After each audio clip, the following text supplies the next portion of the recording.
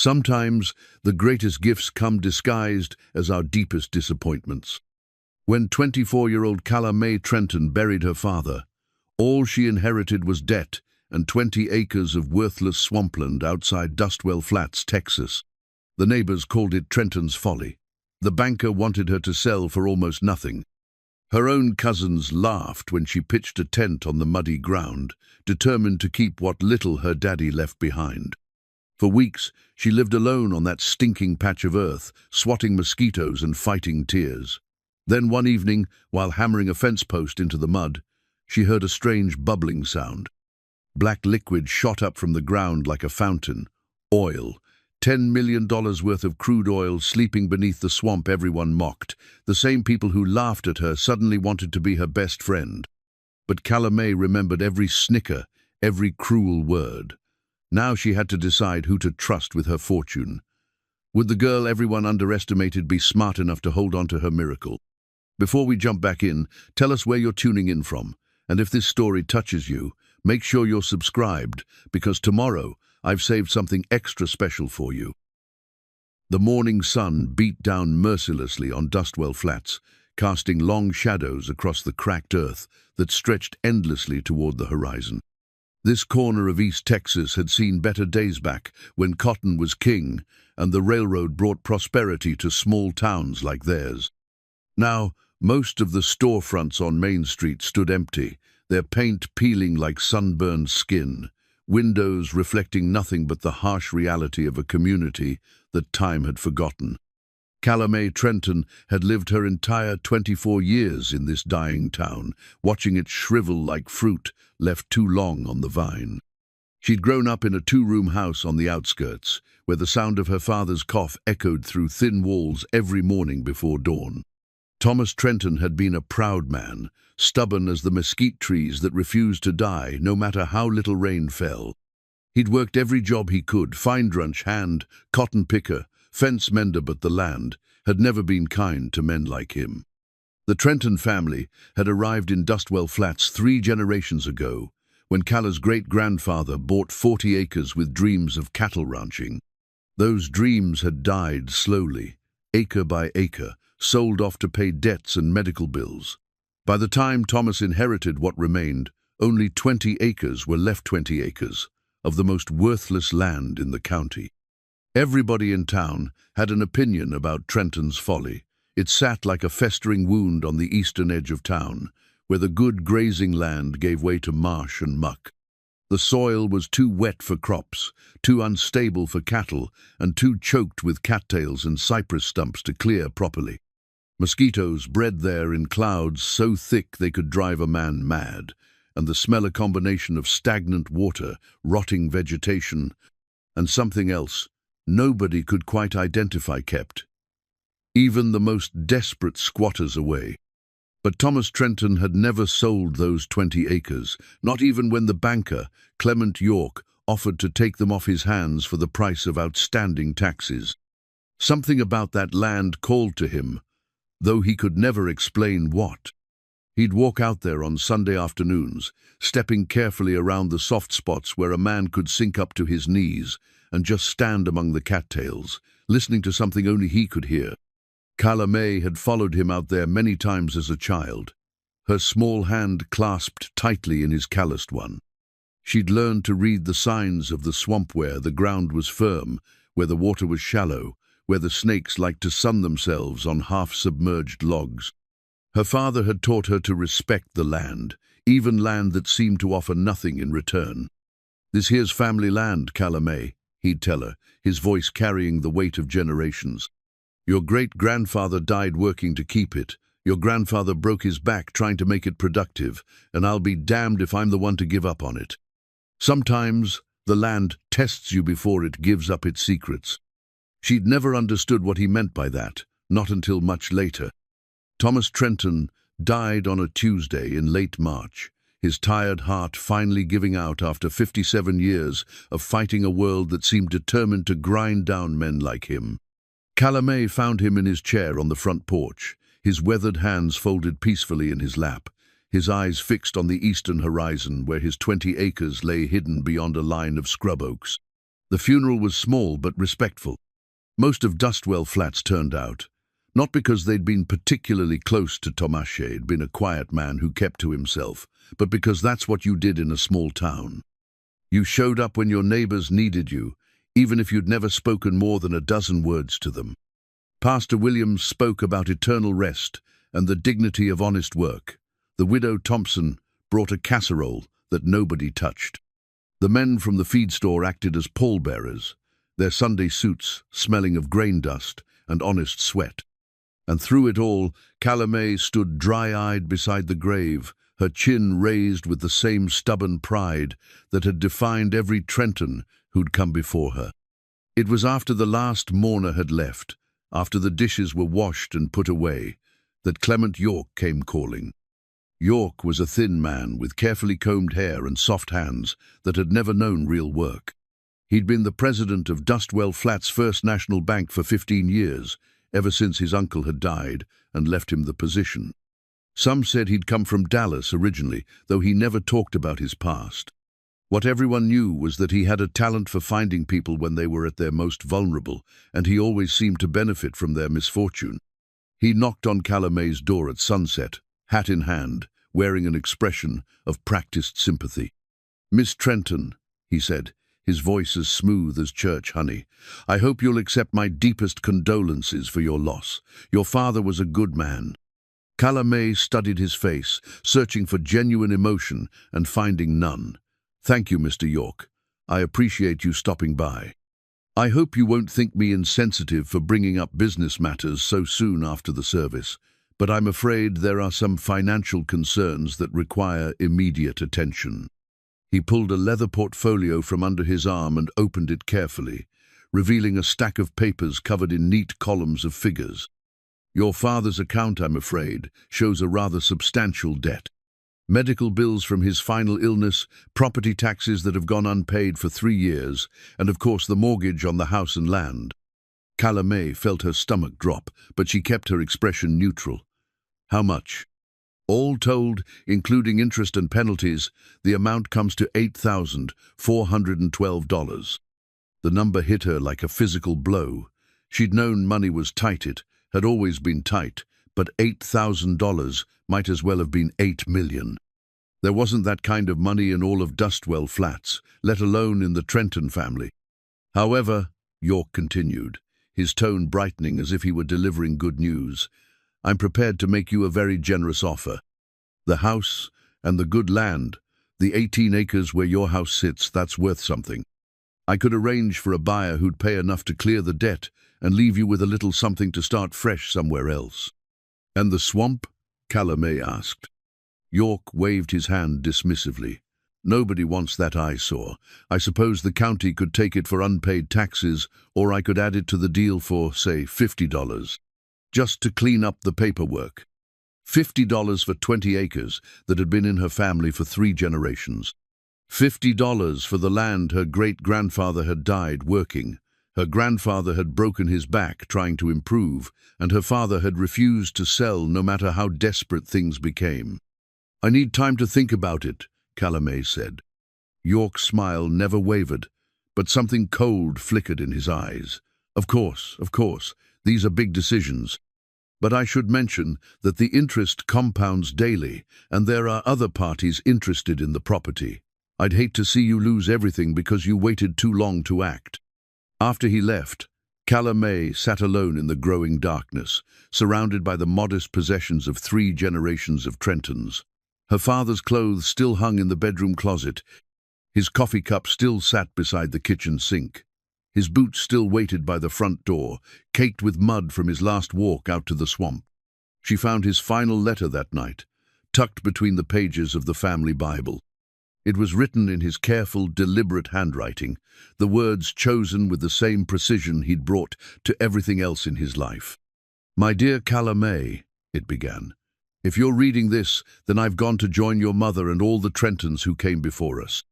I know people think I was a fool for holding on to that swampland, and maybe they're right, but I always felt like that land was trying to tell me something, like it was waiting for the right person to listen.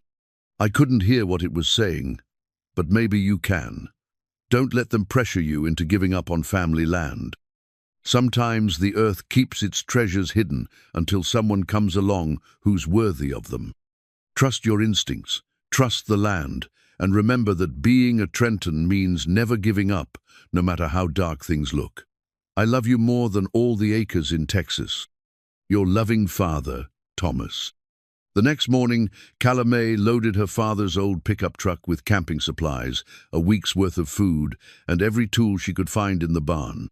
She drove out to the 20 acres of swampland that had cost her family so much and given back so little, parked at the edge where the firm ground gave way to marsh, and began setting up camp. If the land was trying to tell her something, she was going to listen. The hand-carved fence post her father had made years ago still stood at the northeast corner of the property, weathered but sturdy, marking the boundary between Trenton land and the county road. It had been carved from native oak, shaped with the same careful attention to detail that Thomas had brought to everything he'd ever built. At the top, he'd carved a simple pattern 3 interlocking circles that represented the 3 generations of Trentons who'd worked this land. As Calla May drove her tent stakes into the soft ground near that post, she could almost feel her father's presence, could almost hear his voice, telling her to listen to what the land was trying to say. She didn't know what she was listening for, but she knew she'd recognize it when she heard it. The people of Dustwell Flats thought she'd lost her mind, camping out in that god-forsaken swamp.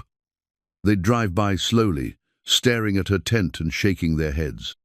Some stopped to try to talk sense into her, but most just whispered among themselves about poor Calla May Trenton, driven mad by grief and stubbornness. But Calla May had her father's stubborn streak and her mother's fierce independence. She'd make her stand on this land, no matter what anybody thought. Because being a Trenton meant never giving up, and she was the last Trenton left. 3 weeks into her vigil on the swampland, Calla May had established a routine that would have impressed a military drill sergeant. She woke before dawn, when the air was still cool and the mosquitoes hadn't yet begun their daily assault. After a breakfast of coffee heated over a camp stove and whatever simple meal she'd prepared the night before, she'd spend the morning hours working on the land. It wasn't pretty work.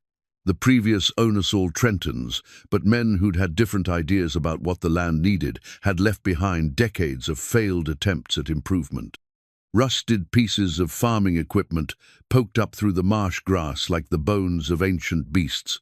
Rotting fence posts marked boundaries that no longer mattered.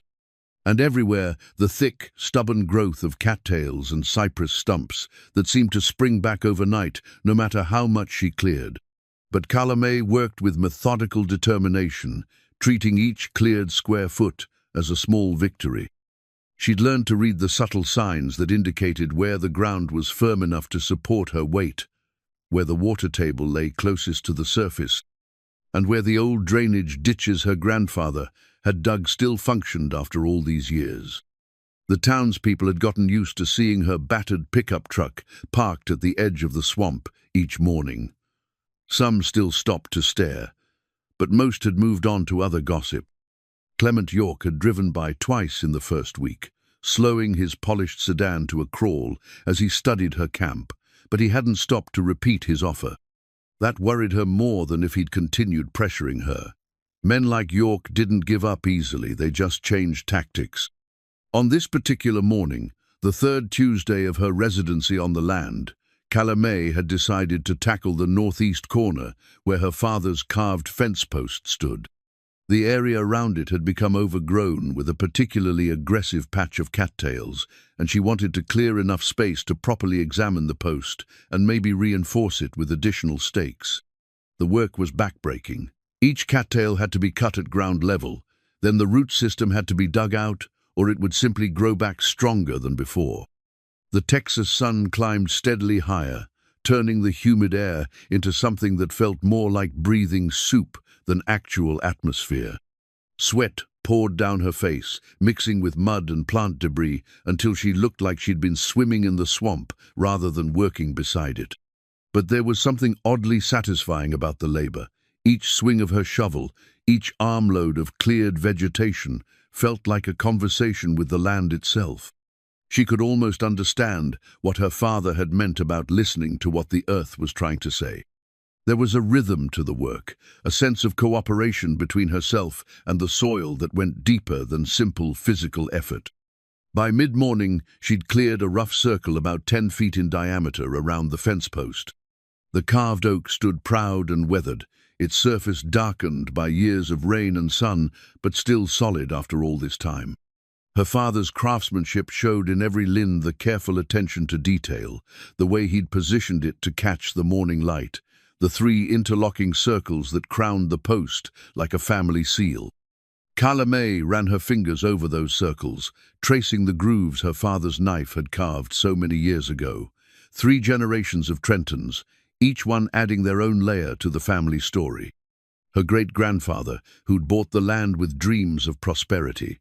Her grandfather, who'd fought to keep it through the Depression and 2 wars. Her father, who'd held onto it through decades of hardship and ridicule.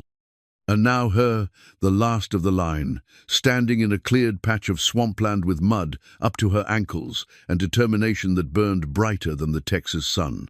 She decided the post needed reinforcement. The years had loosened it slightly in the soft soil, and if she was going to make this corner of the property more usable, she needed a solid anchor point for future fence lines. She'd brought her father's old post-hole digger from the barn, a heavy tool that required both strength and technique to use effectively. The first few holes went easily enough. The soil here was softer than she'd expected, sandy rather than the heavy clay that dominated most of the property. She worked in a rough triangle around the original post, planning to connect them with fresh wire fencing that would define this section of the boundary clearly. It was on the 4th hole, the one closest to the original post, that everything changed. Calla May had driven the digger down about 3 feet when she hit something that felt different from the usual roots and rocks. There was a hollow sound, as if she'd struck wood, but when she pulled up the digger, what came with it wasn't the expected chunk of rotted timber. It was a piece of what looked like black glass, smooth and curved, about the size of her palm. But it wasn't glass, it was too light, too flexible. And it had a smell that made her step back involuntarily, a sharp, chemical odor that seemed somehow familiar, even though she was certain she'd never encountered it before. She knelt beside the hole and peered down into the darkness.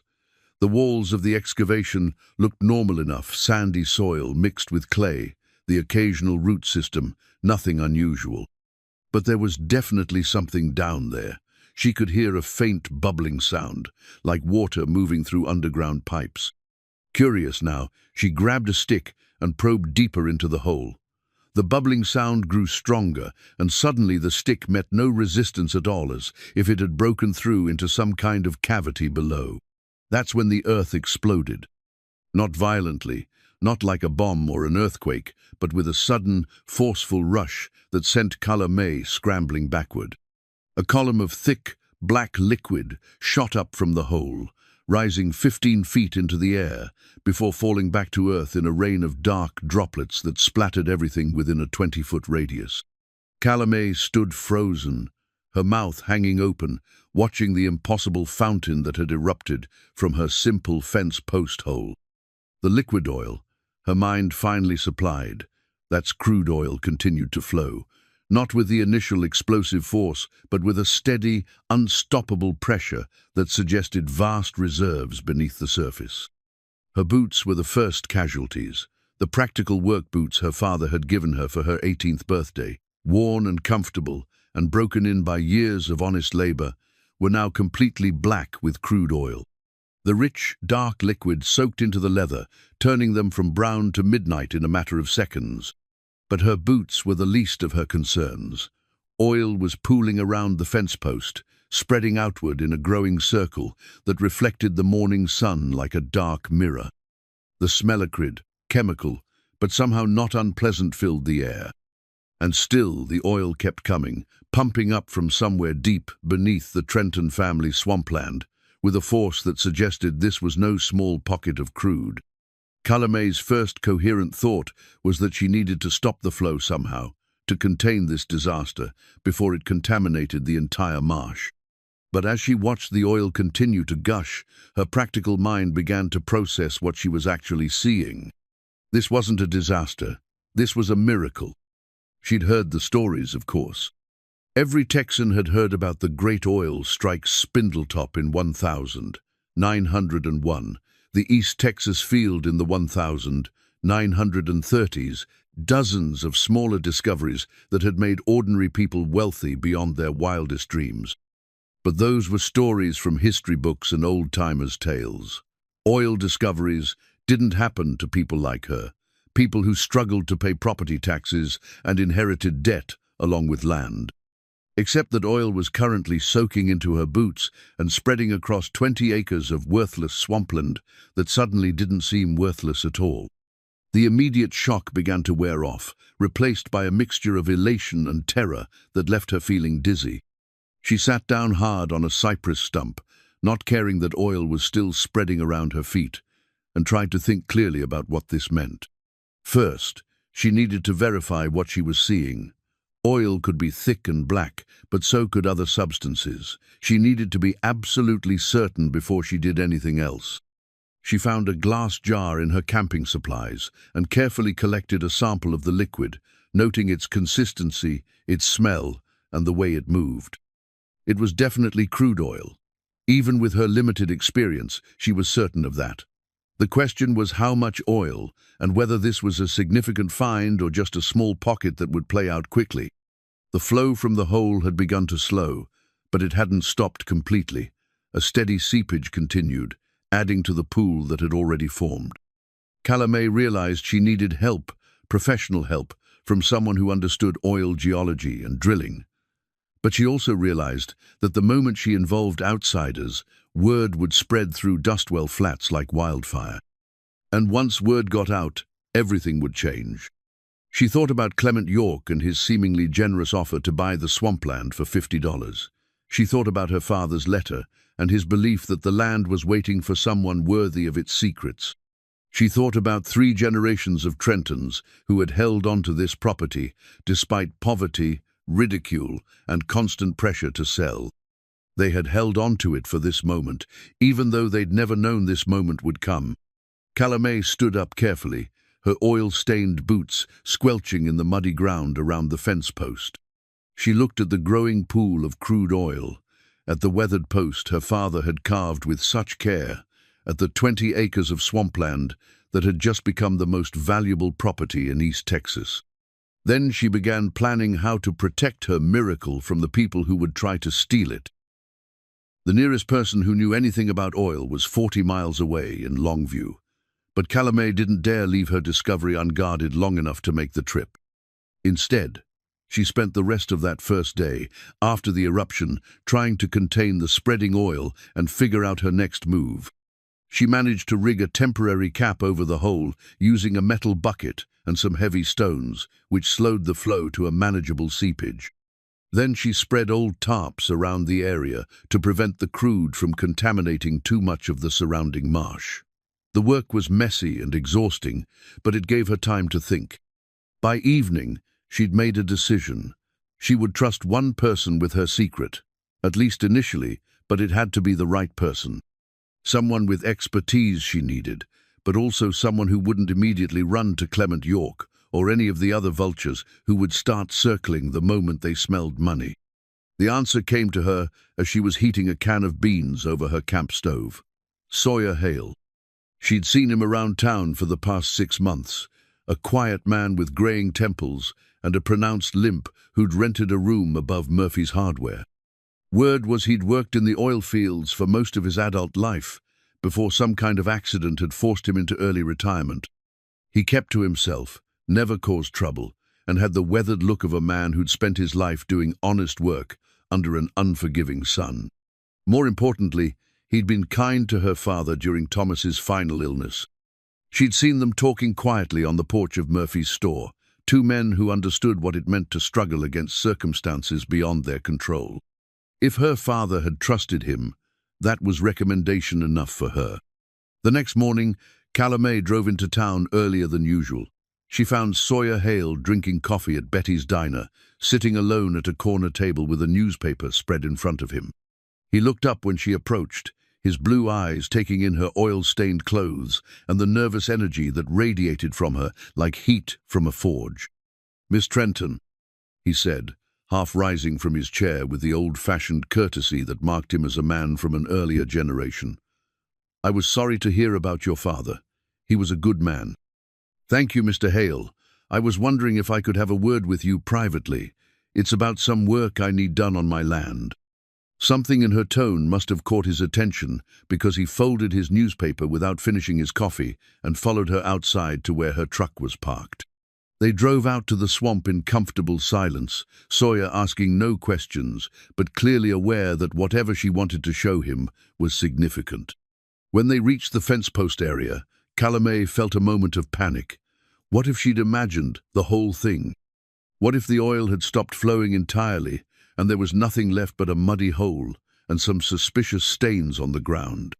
But when she pulled away the makeshift cap, crude oil immediately began seeping up from the hole, forming a small but steady pool. Sawyer Hale took one look at the dark liquid and went completely still. "Jesus, Mary, and Joseph," he whispered, the words carrying the weight of 3 decades in the oil business. "Where exactly did this come from?" Calamé told him the whole story, the fence post hole, the unexpected eruption, her attempts to contain the flow. Sawyer listened without interrupting, occasionally kneeling to examine the oil more closely or to peer down into the hole she'd dug. When she finished, he was quiet for a long time, his experienced eyes scanning the immediate area with the intensity of a man reading a map to buried treasure. "Miss Trenton," he finally said, "I need to ask you something, and I need you to give me an honest answer. Have you told anyone else about this?" "No one. You're the first." "Good. That's very good. Because what you've got here could change your life completely, but only if you handle it right. Handle it wrong, and there are people who'll find ways to take it away from you faster than you can blink." He pulled a folded piece of paper from his shirt pocket, an old geological survey map of the area that he'd apparently been carrying with him. The paper was worn soft from years of handling, marked with pencil notations and calculations in a precise, technical hand. "I've been studying this region since I moved here," Sawyer explained, spreading the map carefully on the hood of her truck. "The geological formations, the soil composition, the way the underground water moves. This whole area sits on what geologists call a structural dome, basically, an underground hill of rock that can trap oil and gas deposits." He pointed to a section of the map that corresponded roughly to where they were standing. "Your 20 acres sit right at the edge of what could be a significant oil field. I've suspected it for months, but I never imagined anyone would accidentally drill into it while digging a fence post hole." Calamé stared at the map, trying to understand the implications of what he was telling her. How significant? "Hard to say without proper testing, but based on the pressure and flow rate I'm seeing here and the geological indicators on this survey, we could be talking about millions of barrels. Maybe tens of millions." The numbers were too large to process. Calamé had grown up thinking in terms of dollars and cents, not millions of anything. "What does that mean in money?" Sawyer's weathered face broke into the first genuine smile she'd seen from him. "It means you're about to become one of the wealthiest women in Texas, Miss Trenton. And this is a very big if, you can hold on to your mineral rights and get this field developed properly." "What do you mean, hold on to my mineral rights?" "When your great-grandfather bought this land, the deed probably included both surface rights and mineral rights. That means you own whatever's under the ground, as well as what's on top of it.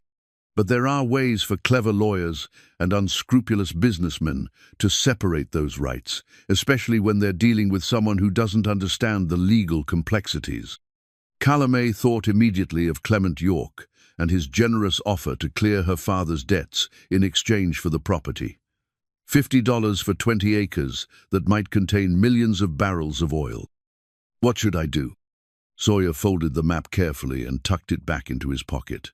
"First, we need to get this discovery properly documented and secured. I know a lawyer in Tyler who specializes in mineral rights, someone who won't cheat you or sell you out to the highest bidder. Second, We need to do some preliminary testing to get a better idea of what we're dealing with. And third, we need to keep this absolutely quiet until you're in a position to protect yourself legally. Will you help me?" He was quiet for a moment, studying her face with the same intensity he'd brought to examining the oil flow. "I'll help you," he said finally, "but you need to understand something. Once this gets out, and it will get out eventually, you're going to discover that you have more friends than you ever imagined. People will come out of the woodwork with investment opportunities, partnership proposals, and sob stories about why they deserve a piece of your good fortune. Most of them will be lying. How do I tell the difference? Trust your instincts, and remember that anyone who's trying to rush you into a decision probably doesn't have your best interests at heart. Oil will still be valuable next month, next year, 10 years from now. There's no legitimate reason to hurry into anything." They spent the rest of the morning discussing practical matters. Sawyer knew where to get equipment for proper testing, how to file the necessary paperwork to establish her claim, and most importantly, how to do all of this without attracting unwanted attention from the wrong people. As they prepared to leave, Calamé looked back at the fence post her father had carved, now standing guard over a pool of crude oil that represented more wealth than 3 generations of Trentons had ever imagined. The carved circles at the top seemed to gleam in the afternoon sun, as if they were blessing this unexpected turn of fortune. "Mr. Hale," she said as they climbed back into her truck, "why are you helping me? You don't really know me, and this could be worth a fortune." Sawyer was quiet for so long that she thought he might not answer. When he finally spoke, his voice carried the weight of old regrets and hard-learned wisdom. 30 years ago, I discovered a small oil field down in Louisiana. I was young and stupid and thought I knew everything about the business. Within 6 months, I'd been cheated out of my mineral rights by men in expensive suits who convinced me I needed their expertise to develop the property. I ended up with a tiny percentage of what should have been mine, and they made millions. He adjusted his rearview mirror and started the engine.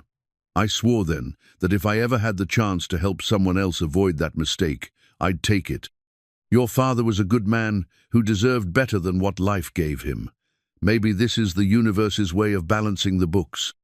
As they drove back toward town, Calamé felt a mixture of excitement and terror, unlike anything she'd ever experienced. 24 hours ago, she'd been a poor rancher's daughter camping on worthless swampland. Now she was potentially one of the wealthiest women in Texas, with a secret that could change everything and enemies she didn't even know she had. But she also had an ally, a man with the knowledge and experience to help her navigate the treacherous waters ahead. And she had something else, something that couldn't be bought or stolen. The stubborn Trenton determination that had kept her family holding onto this land for 3 generations. The land had finally revealed its secret. Now she had to prove she was worthy of it. The lawyer Sawyer recommended was a woman named Margaret Chen, and her office in Tyler looked like it had been designed to intimidate anyone who wasn't already wealthy. Polished hardwood floors, floor-to-ceiling law books, and oil paintings of stern-faced men in expensive suits lined the walls. But Margaret herself turned out to be refreshingly direct, a small woman with steel-grey hair and eyes that missed nothing. "Mr. Hale tells me you've made an interesting discovery on your property," she said, gesturing for Calamé to take a seat across from her massive desk. "Before we discuss the specifics, I need to review your current legal situation." Calamé handed over the documents she'd browsed: the father's will, the property deed, and the stack of papers Clement York had shown her, detailing the family's debts. Margaret examined each document carefully, making notes on a legal pad in handwriting so precise it looked like typeset. "The good news," Margaret said after 20 minutes of silent review, "is that your mineral rights are clearly established and unencumbered. Your great-grandfather's original deed includes full subsurface rights, and there's no record of those rights ever being sold or transferred separately. And the bad news? The bad news is that you're in a precarious financial position that could be exploited by unscrupulous parties. This debt to the bank, $8,000, represents a significant lien against your property. If you default, The bank could foreclose and potentially gain control of both surface and mineral rights. Carla May felt her stomach drop. How long do I have?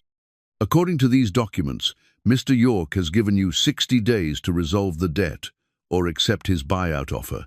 That's actually unusual. Most banks would move more aggressively to protect their interests. It makes me wonder if he knows something he shouldn't. What do you mean? Margaret leaned back in her chair, her fingers steepled in front of her. In my experience, when a banker shows unusual patience with a debtor, it's because he's waiting for something that will benefit him more than immediate payment. If Mr.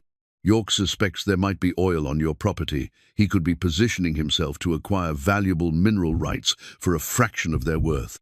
The thought chilled Carla May more than she wanted to admit. Is that legal? Unfortunately, yes. As long as he's not using fraudulent means to obtain the property, a legitimate foreclosure would transfer all rights to the bank. The law assumes that both parties enter into such transactions with full knowledge of the property's value. But what if I can prove the property is worth more than the debt? That's where things get complicated. If you've made a significant oil discovery, you'll need to establish and protect your mineral rights before word gets out. That means filing the proper paperwork, documenting your discovery, and most importantly, maintaining control of your property until you can negotiate from a position of strength. Margaret pulled out a thick folder and began extracting various legal forms. I'm going to prepare several documents for you. First, a formal declaration of mineral discovery that establishes your claim. Second, a mineral rights lease agreement that you can use if you decide to work with an oil company. And third, a legal notice that protects your interests if anyone tries to challenge your ownership. How much will all this cost? My fee is $500, plus filing costs. I know that might seem like a lot given your current financial situation, but consider it an investment in protecting millions of dollars worth of assets. Carla May thought about the oil-stained boots in her truck, about the steady seepage from the hole by her father's fence post, about Sawyer's estimate of millions of barrels beneath her swampland. $500 was more money than she had, but it was also nothing compared to what she stood to gain or lose. I'll find the money, she said. Margaret smiled for the first time since their meeting began. I thought you might. Mr. Hale said you had backbone. Now, let's talk about your options for developing this discovery. Over the next hour, Margaret explained the complex world of oil and gas leasing. Carla May could try to develop the field herself, but that would require millions of dollars in upfront investment and expertise she didn't possess. More realistically, she could lease her mineral rights to an established oil company in exchange for an upfront bonus payment plus a percentage of future production revenues. The standard lease terms in Texas give the landowner a 1/8 royalty, Margaret explained. That means you'd receive 12.5% of the value of all oil extracted from your property. If this turns out to be a major field, that could mean millions of dollars in annual income. What about the upfront payment? That depends on how much oil they think is down there and how badly they want the lease. For an unproven field, you might see anywhere from $50 to $500 per acre. For a proven field with significant reserves, the sky's the limit. Even at the low end, Carla May realized $50 per acre for 20 acres would give her $1,000 enough to pay Margaret's fees and have money left over. At the high end, $10,000 would easily cover her father's debts and give her financial breathing room she'd never known. But there was a catch, as there always seemed to be. The oil companies will want to move fast, Margaret warned. Once word gets out about your discovery, you'll have every major company in Texas knocking on your door with lease offers. They'll try to pressure you into signing quickly, claiming that prices will drop if you wait or that other companies will withdraw their offers. Is that true? Sometimes. But more often, it's a negotiating tactic designed to prevent you from shopping around for better terms. A legitimate discovery will attract multiple bidders, and competition drives up prices. The key is to maintain control of the process and not let anyone rush you into a bad deal. Margaret handed her a thick packet of documents. Study these carefully. The mineral rights lease agreement in particular, make sure you understand every clause before you sign anything. And remember, once you sign a lease, you're locked into those terms for years, possibly decades. As they prepared to leave, Margaret raised one final concern. Miss Trenton, I have to scare you certain you can trust Mr. Hale.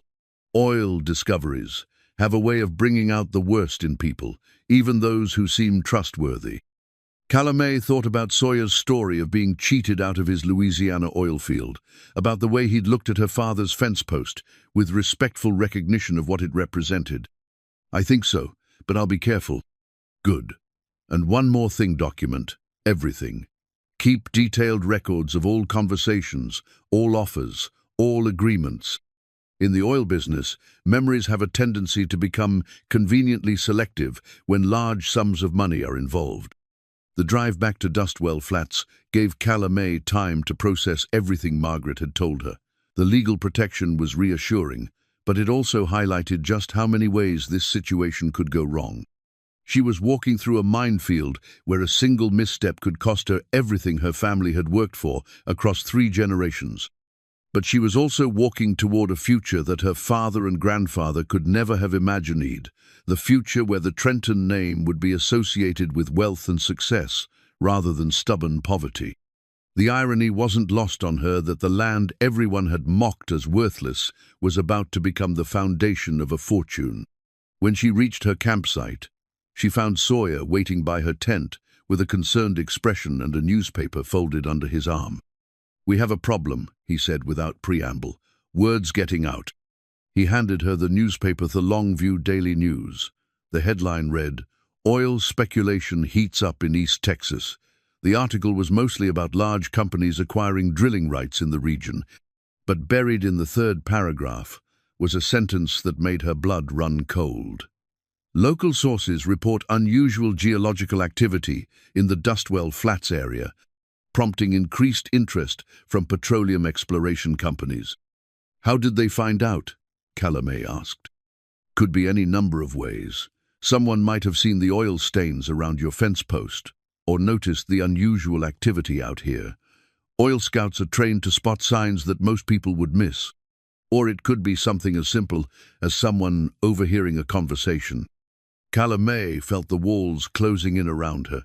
She'd been so focused on legal protection and lease negotiations that she hadn't considered how quickly information could spread in the modern world. "What does this mean for me?" Sawyer's expression was grim. "It means the honeymoon period is over. By tomorrow, maybe sooner, you're going to have oil company representatives showing up with contracts and checkbooks. Some of them will be legitimate businessmen making fair offers. Others will be sharks, looking to take advantage of someone who doesn't understand the business. How do I tell the difference? The same way you'd evaluate any other business proposal. Look at the terms, not just the money. Ask questions, demand references. And remember that anyone who won't let you have your lawyer review a contract before signing is probably trying to cheat you." That evening, as Calumet sat by her campfire, reading through Margaret Chen's legal documents, she realized that her life had crossed a threshold from which there was no return. Tomorrow would bring visitors she'd never met, offering deals she didn't fully understand, for resources she'd discovered entirely by accident. But tonight, she was still just Calumet Trenton, daughter of a poor rancher, sitting beside 20 acres of swampland that had just become the most important piece of real estate in East Texas. The oil-stained boots beside her tent were proof of how much had changed, and the hand-carved fence post, rising from the shadows nearby, was a reminder of everything that had remained the same. She was still a Trenton, and Trentons didn't give up. The oil company representatives began arriving at dawn, just as Sawyer had predicted. The first was a nervous young man in an ill-fitting suit who drove up in a dust-covered Buick and introduced himself as a landman for Texaco.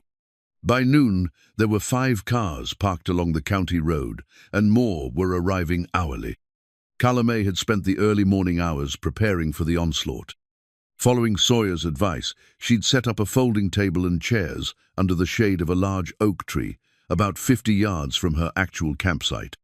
This created a defined meeting area where she could control conversations while keeping visitors away from the oil seepage around the fence post. The offers started modestly, but climbed rapidly as word spread that she was fielding multiple bids. The Texaco representative offered $75 per acre plus a 1/8 royalty. Gulf Oil's man countered with $125 per acre. By mid-afternoon, Humble Oil had put $200 per acre on the table, and Phillips Petroleum was hinting at even higher numbers. Each conversation followed a similar pattern. The oil company representatives would examine her property boundaries, make careful notes about soil conditions and topography, then sit down at her makeshift negotiating table to explain why their company was uniquely qualified to develop her discovery. They all stressed the importance of moving quickly, the volatility of oil prices, and the risk of waiting too long to lock in favorable terms. But Calamé noticed something else in their eagerness, a level of excitement that went beyond what she'd expect for a small, unproven field. These weren't men making courtesy calls on a minor discovery. These were seasoned professionals who recognized something significant. The realization both thrilled and terrified her. If experienced oil men were this interested, she was sitting on something much larger than she'd initially understood. But their urgency also suggested that time was running out for her to maintain control of the situation. It was during a lull between meetings, while she was reviewing the latest offer from Atlantic Refining, that she noticed something odd about her father's belongings back at the house. She'd driven home to retrieve some additional documents and stopped to check on the property before returning to her Swampland negotiations. The house felt different somehow, not disturbed exactly, but subtly altered in ways that suggested someone had been inside. Books on the shelf weren't quite in the right order. Kitchen drawers were closed but not completely flush. The family Bible, where she'd found her father's letter, was sitting on the kitchen table instead of its usual place on the bedroom nightstand. A thorough search revealed that nothing valuable was missing, but someone had definitely been through the house systematically. More disturbing, they'd been looking for something: specific papers, documents, anything that might shed light on the Trenton family's knowledge of oil deposits on their land. The discovery sent a chill down Calamé's spine. Someone was investigating her family's history, trying to determine whether the oil discovery was truly accidental or whether the Trentons had been sitting on known reserves for years. The legal implications could be significant if it could be proven that her father had known about the oil but failed to disclose it when negotiating with Clement York. It might affect her mineral rights claims. But more immediately, it meant that someone was playing a much deeper game than simple lease negotiations. That evening, after the last oil company representative had departed with promises to return with improved offers, Calamé decided to search her father's belongings more thoroughly. If someone else was looking for family secrets, she needed to find them first. She started with the obvious places: desk drawers, filing cabinets, the bedroom closet where her father had kept his important papers. But Thomas Trenton had been a careful man who'd lived through the Depression and understood the value of keeping certain things hidden from prying eyes. It was in the barn, behind a loose board in the feedroom wall, that she found her father's hidden diary. The leather-bound journal was wrapped in oilcloth and contained entries spanning the last 15 years of Thomas's life. The early entries were routine weather observations, cattle prices, notes about fence repairs and equipment maintenance. But as Calamé read deeper into the journal, a different story began to emerge. Her father had suspected oil deposits on the property for at least 5 years. The first hint appeared in an entry dated 3 years earlier. Walked the back section again today. That spot near the northeast corner post still bothers me. Ground feels different, they're softer, but not from water. Has a smell to it sometimes, especially after heavy rain. Reminds me of something, but I can't place what. 6 months later, found an old survey map in the county courthouse. Shows this area as part of what they called the East Texas Geological Anomaly back in 1923.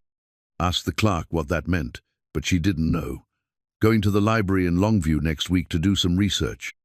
Another entry, dated 2 years ago, Library research paid off, found geological reports from the 1920s that identified this region as having oil-bearing formations.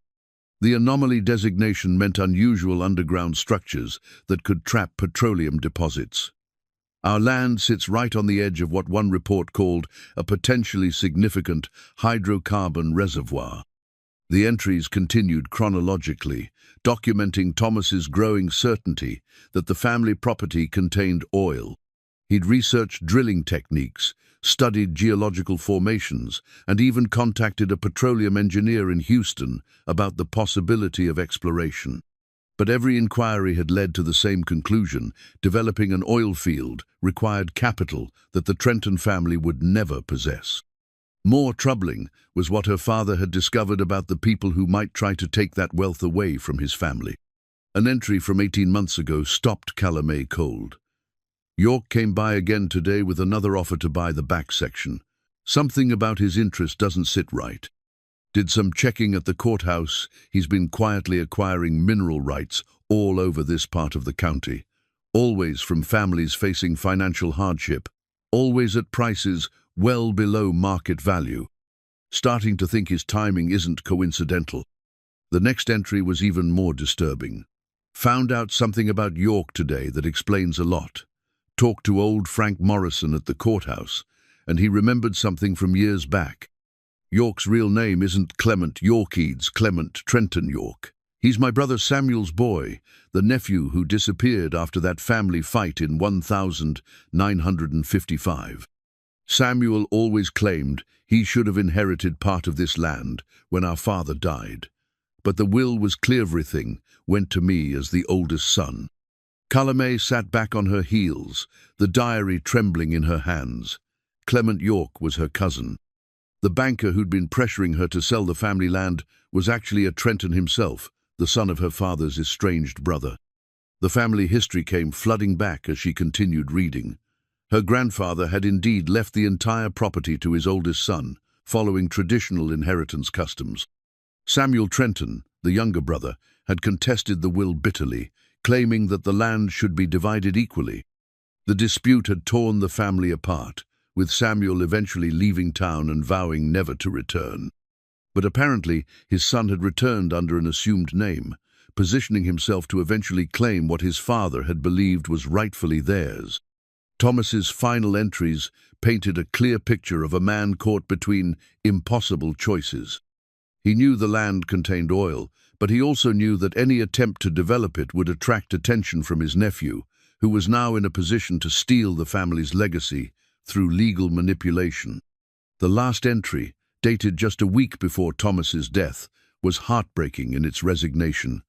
Calamay deserves better than this burden. But I can't see a way to protect her from what's coming. If I try to develop the oil myself, York will find a way to destroy us financially. If I tell her about the oil, she might make decisions that play right into his hands.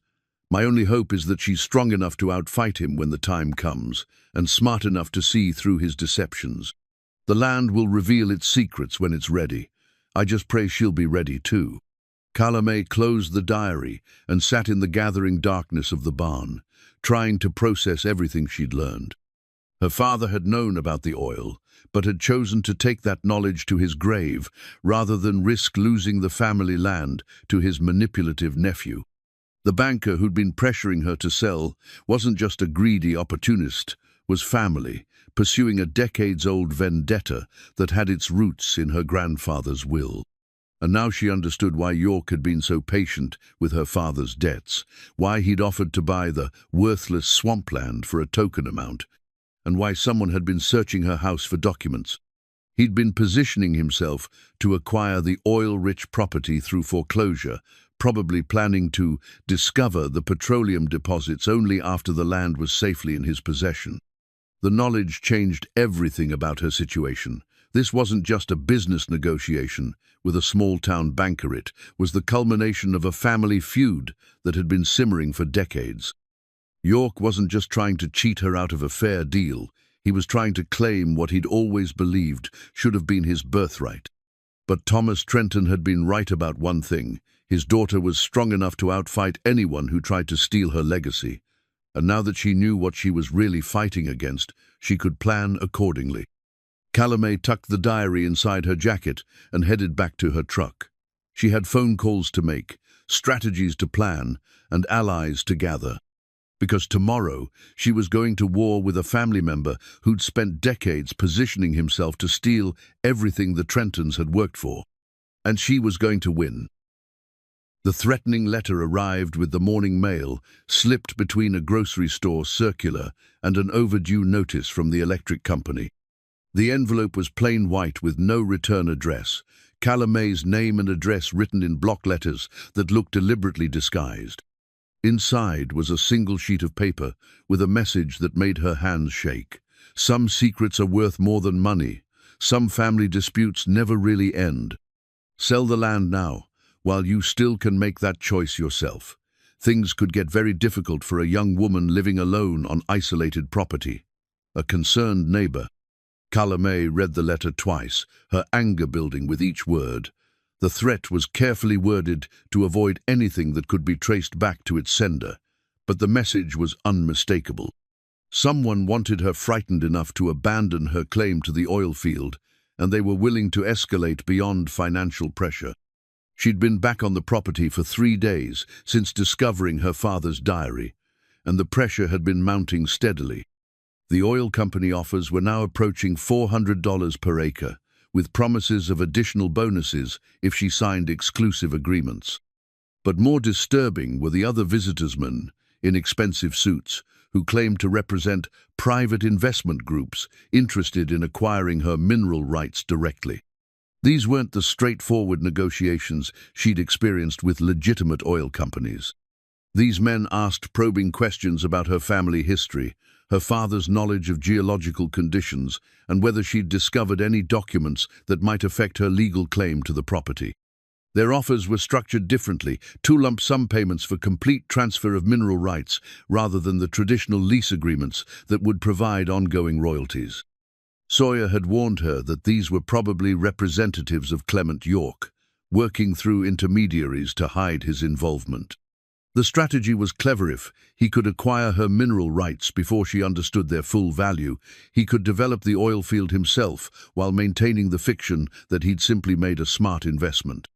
But the threatening letter represented a new level of escalation that worried Calamay more than the financial maneuvering.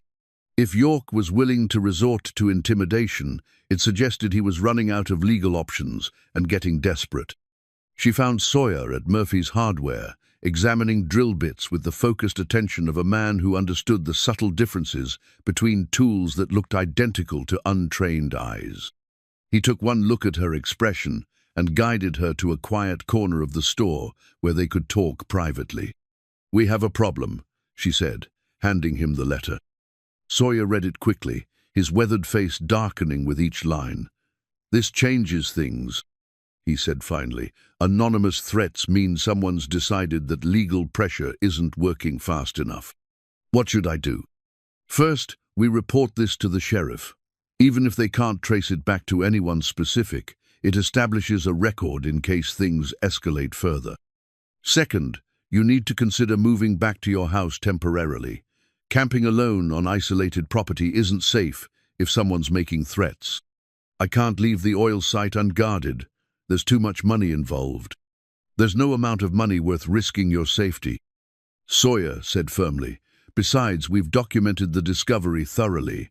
Even if someone tried to sabotage the site, it wouldn't change your legal claim to the mineral rights." But Calamay had inherited more than just land from her father. She'd inherited his stubborn determination, never to be driven away from what was rightfully hers. "I'm not running. If someone wants to intimidate me, they'll find out that Trentons don't scare easily." Sawyer studied her face for a long moment, clearly weighing arguments against her decision. Finally, he nodded slowly. "If you're determined to stay on the property, at least let me help you take precautions. I've got camping gear at my place, and I know how to set up a secure perimeter. You don't have to face this alone." The offer surprised her, though she realized it shouldn't have. Sawyer had been nothing but reliable since the day she'd shown him the oil discovery, and his knowledge of both petroleum geology and practical security matters made him an invaluable ally. But accepting his help would mean trusting him with even more than she already had. "Why are you willing to do this?" she asked. "You've already helped me more than I had any right to expect." Sawyer was quiet for a moment, his blue eyes focused on something beyond the hardware store's dusty windows. When he spoke, his voice carried the weight of old pain and hard-learned wisdom. "I told you about losing my oil field in Louisiana, but I didn't tell you the whole story. The men who cheated me out of those mineral rights didn't just use legal tricks, they used intimidation, threats, and eventually violence to force me into accepting their terms. I was young and alone, and didn't know how to fight back effectively." He paused, flexing his left leg unconsciously. Calamé realized she'd never asked about the pronounced limp that marked his walking. "The accident that ended my career in the oil fields wasn't really an accident," Sawyer continued. "3 men jumped me outside a bar in Shreveport, worked me over with baseball bats, and made it clear that I could either take their final offer or face worse consequences. I took the money and left Louisiana the next day." "I'm sorry," Calamé said, the words feeling inadequate for the injustice he'd described. "Don't be sorry. Be smart. Learn from my mistakes. The oil business attracts some of the most ruthless people in America, and when millions of dollars are at stake, some of them will resort to any tactics necessary to get what they want, including family members." Sawyer's expression sharpened. "Especially family members. Blood relationships don't guarantee loyalty sometimes. They just make the betrayal more personal." That afternoon, they drove out to the property together to assess the security situation. Sawyer examined the campsite with the methodical attention of someone who'd learned to think defensively, noting sightlines, escape routes, and potential vulnerabilities. "The good news is that this location is easy to defend," he said, gesturing toward the open ground around her tent. "Anyone approaching would have to cross a lot of open space, which gives you plenty of warning. The bad news is that you're isolated enough that help would be a long time coming if you needed it. What do you recommend?" "We set up a proper camp with multiple retreat options. I'll bring my own gear and camp about 100 yards, away close enough to provide backup, far enough away that we're not presenting a single target. We establish communication signals, perimeter alarms, and clear protocols for different types of threats." "You make it sound like we're preparing for war." "In a way, we are. This is about more than money, no. It's about whether you're going to let yourself be driven away from your own property through intimidation. If you give in to threats, you'll never have any real security, even if you keep the mineral rights. There will always be another demand, another pressure point, another way for your enemies to control you." As evening approached, they worked together to establish a more secure campsite. Sawyer proved to be remarkably well prepared, producing camping gear, communication equipment, and other supplies that suggested he'd been planning for this possibility longer than she'd realized. "Were you expecting trouble?" Calamé asked, as he set up a portable radio system. "I've been expecting trouble since the day you showed me that oil geyser," Sawyer replied. "Discoveries like this don't stay secret long, and they always attract people who prefer taking things to earning them. I just hoped we'd have more time to get your legal protections in place before the real pressure started. And now we find out how serious your cousin is about claiming this land and how far he's willing to go to get it." That night, as Calamé lay in her tent, listening to the familiar sounds of the swamp, she thought about her father's diary and the decades-old family feud that had shaped her current situation. Thomas Trenton had tried to protect her by keeping the oil discovery secret, but secrets had a way of revealing themselves when the time was right. The time was definitely right now. The question was whether she was strong enough to protect what her family had fought to keep for 3 generations, and smart enough to outmaneuver a cousin who'd spent years positioning himself to steal their legacy. Outside her tent, she could hear Sawyer moving quietly around the perimeter, checking the simple alarm systems they'd established. His presence was reassuring, but she knew that ultimately this fight would come down to her own determination and courage. She was a Trenton, and Trentons didn't give up. But tomorrow would test that family trait like nothing ever had before. The confrontation came at dawn, just as the first light was breaking over the eastern horizon. Calamé was heating coffee over her camp stove when she heard the sound of multiple vehicles approaching on the county road. Through the morning mist, she could see 3 cars, Clement York's familiar black sedan, flanked by 2 others she didn't recognize. Sawyer emerged from his campsite, like a ghost materializing from the shadows, rifle held casually but ready. "Looks like your cousin decided to make his move," he said quietly. "How do you want to handle this?" "Let them come to us. Keep the conversation focused on business until we understand what they're really after, and remember everything they say might be used against you later, so think before you speak." York climbed out of his sedan, wearing his usual banker's uniform-pressed suit, polished shoes, and an expression of practiced sympathy. But the men who emerged from the other cars were different. They wore the rough clothes of working men, but their eyes held the cold calculation of professionals who'd done unpleasant work for money. "Miss Trenton," York called out as he approached their campsite. "I hope you'll forgive the early hour, but we have some urgent business to discuss." "Mr. York," Calamé replied, noting how he positioned himself to keep the other men between himself and Sawyer's rifle. "I wasn't expecting you to bring friends, just some associates who help me with property acquisitions. I understand you've been entertaining offers from various oil companies, and I wanted to discuss some concerns about your legal position before you make any commitments you might regret." The threat was implicit but unmistakable. York was suggesting that her mineral rights claims might not be as secure as she believed, and that signing with an oil company could lead to legal complications. "My lawyer has reviewed all the relevant documents," Calamé said. "The mineral rights are clearly established and unencumbered." York's smile was as cold as winter wind. "That's where things get complicated, cousin." The word hung in the air between them like a gunshot. Calamé had been expecting this revelation since reading her father's diary, but hearing York acknowledge their relationship openly changed the entire dynamic of the confrontation. "So you admit it," she said. "You're Samuel Trenton's son."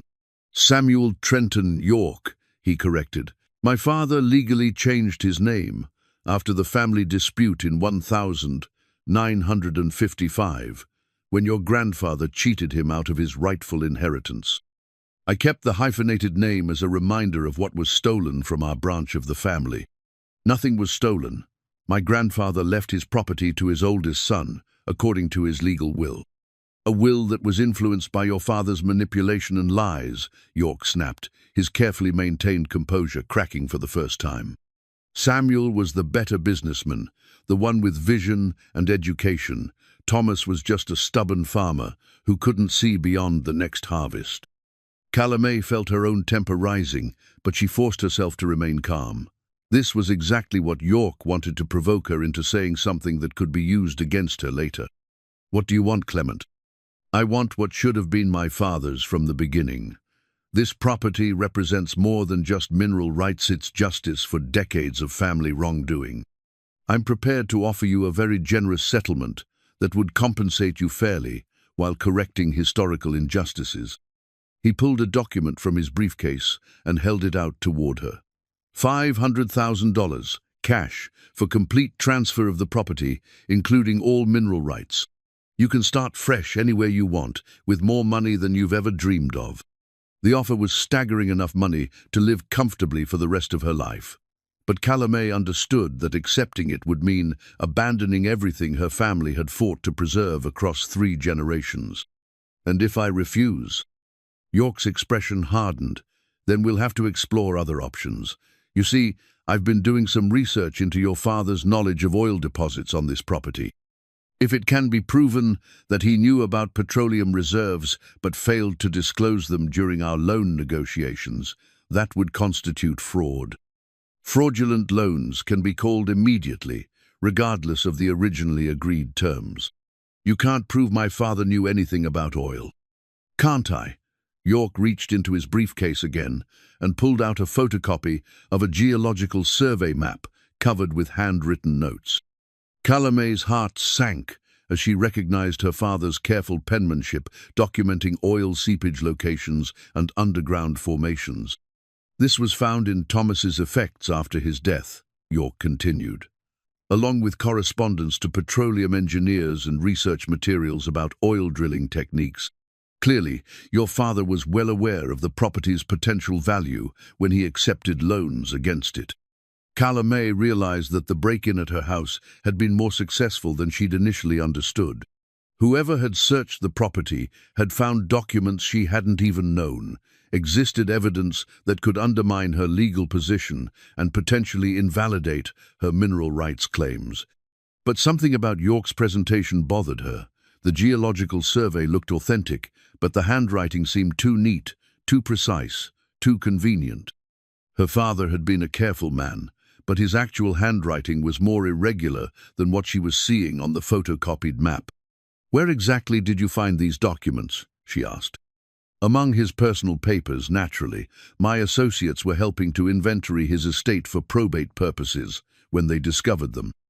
Your associates broke into my house. They had legal authority to examine property that was potentially subject to foreclosure proceedings.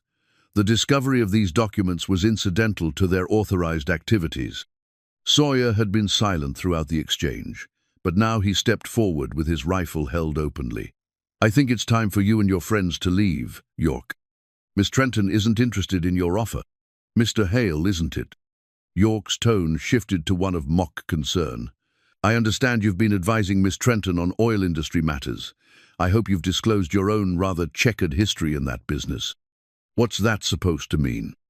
Just that a man who lost his own oil field through poor judgment might not be the best advisor for someone facing similar challenges, especially a man whose financial difficulties are well documented in Louisiana court records." Calla May saw Sawyer's hands tighten on his rifle, but his voice remained steady. "My past doesn't change the fact that you're trying to steal mineral rights through intimidation and fraud." "Fraud?" York laughed. "That's rich, coming from someone who's been filling this young woman's head with fantasies about oil wealth while positioning himself to benefit from her inexperience. How much are you charging for your consulting services, Mr. Hale?"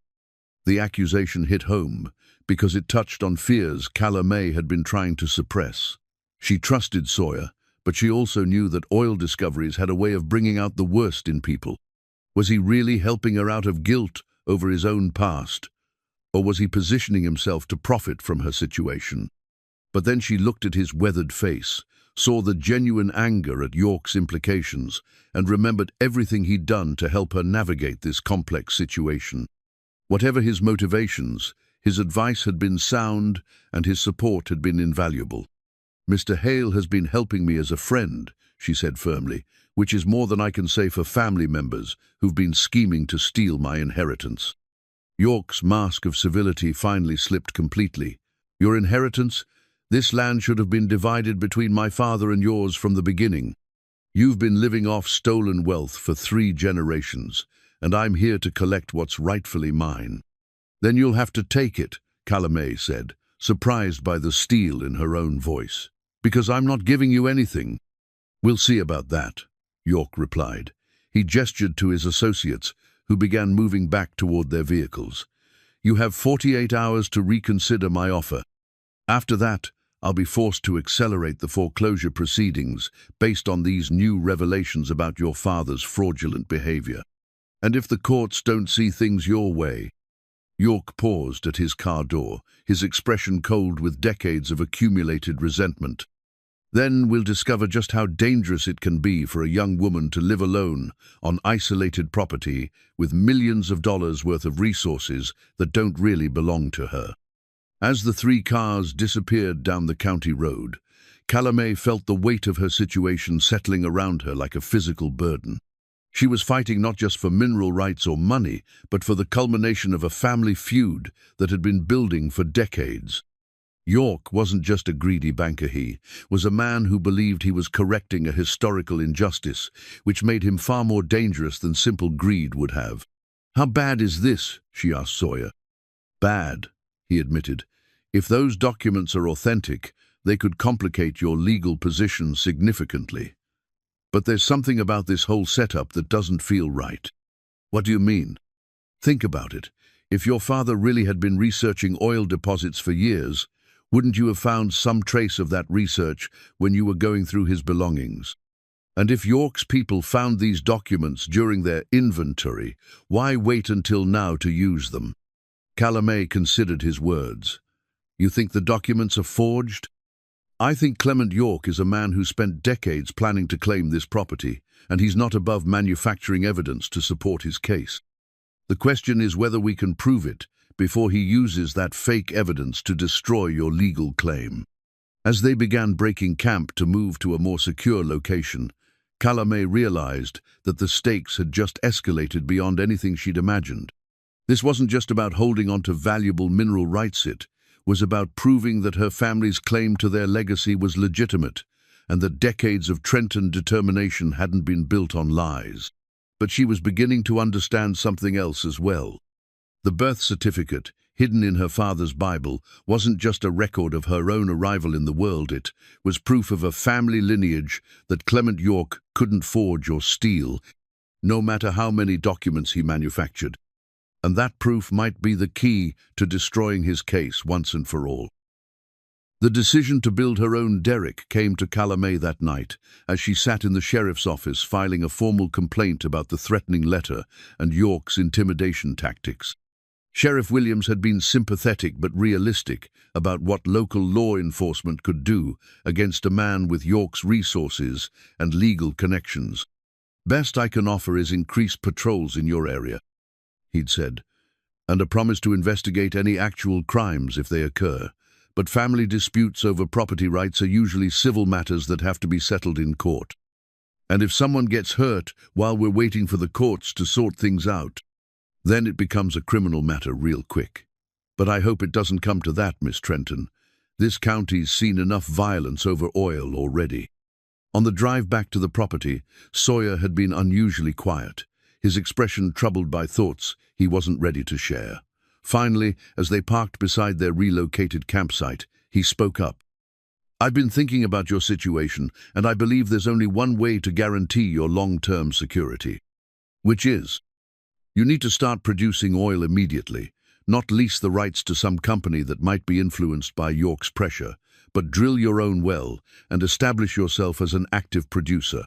Once you're pumping crude and paying production taxes, your legal position becomes much stronger. Calamé stared at him. Do you have any idea how much it costs to drill an oil well? Less than you think if you do it smart. The major oil companies spend millions because they're drilling exploratory wells in unproven areas. But you've already proven there's oil here. You know exactly where to drill and roughly how deep you need to go. A simple directional well could be operational for under $50,000. I don't have $50,000. I don't have $5,000. No. But you have something better: confirmed oil reserves that any investor would love to finance. We find the right drilling contractor, someone who's willing to work for a percentage of production instead of upfront payment, and you could have oil flowing within a month. The audacity of the plan took her breath away. Instead of accepting offers from established oil companies, she would become an oil company herself. Instead of waiting for courts to resolve her legal battles with York, she would present them with the fait accompli of an operating well. Is that even legal? Perfectly legal, as long as you follow state regulations for drilling permits and environmental compliance. Texas is very friendly to independent oil producership. The wells in the state are owned by individuals or small partnerships rather than major corporations. And you know how to do this. Sawyer's weathered face broke into the first genuine smile she'd seen from him in days. Miss Trenton, I've been dreaming about this opportunity for 30 years. I know every drilling contractor between here and Louisiana, every supplier who'll work for equity instead of cash, and every regulatory requirement that has to be met. If you're willing to take the risk, I can make this happen. What kind of risk are we talking about? The worst-case scenario is that we drill a dry hole and lose everything we've invested, but based on what I've seen from your discovery, that's about as likely as snow in July. The real risk is Political York will do everything he can to stop us, including using his influence to delay permits or create regulatory problems. How do we counter that? Speed and publicity.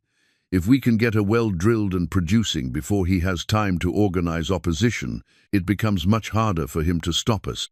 And if we make sure the local community knows what we're doing, it becomes politically costly for officials to interfere with a legitimate business operation. Calamay thought about her father's diary, about 3 generations of Trentons who'd held onto this land despite poverty and ridicule, about York's arrogant assumption that he could steal her inheritance through intimidation and forged documents. What do you need from me? Your signature on some partnership papers, your permission to file drilling permits in both our names, and your promise that you won't lose your nerve when things get complicated. Because they will get very complicated very quickly. The next morning, they drove to the county courthouse in Marshall to file the necessary paperwork for what they decided to call Trenton Hale Petroleum. The name felt good rolling off Calamay's Tonguea declaration that she wasn't just defending inherited wealth, but actively building something new. The drilling permits required detailed geological surveys, environmental impact assessments, and proof of financial capability. Sawyer had anticipated these requirements and arrived with a briefcase full of documents that demonstrated both his technical expertise and their access to the equipment financing they would need. "How did you prepare all this so quickly?" Calamay asked as they waited for the permits to be processed. "I've been working on contingency plans since the day you showed me that oil geyser," Sawyer admitted. "I hoped it wouldn't come to this, but I've learned that in the oil business, you prepare for every possibility. Even the possibility of becoming partners with a stubborn rancher's daughter. Especially that possibility." His expression grew serious. "I want you to understand something, Calamay. I'm not doing this just to help you fight your cousin or to get revenge for what happened to me in Louisiana. I'm doing this because I believe in what this represents: the right of working people to control their own destiny instead of having it dictated by men in expensive suits." The permits were approved by late afternoon, but not without complications.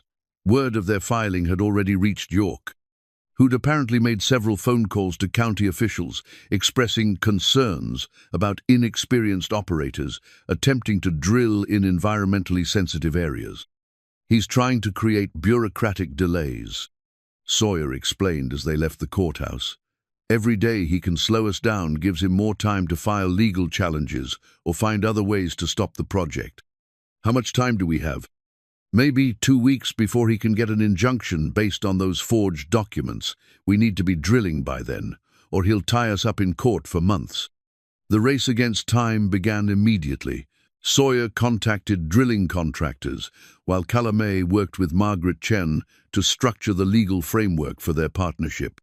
The lawyer was initially skeptical about the aggressive timeline, but she became an enthusiastic supporter once she understood the strategic implications. "It's brilliant, actually," Margaret said during their emergency meeting that evening.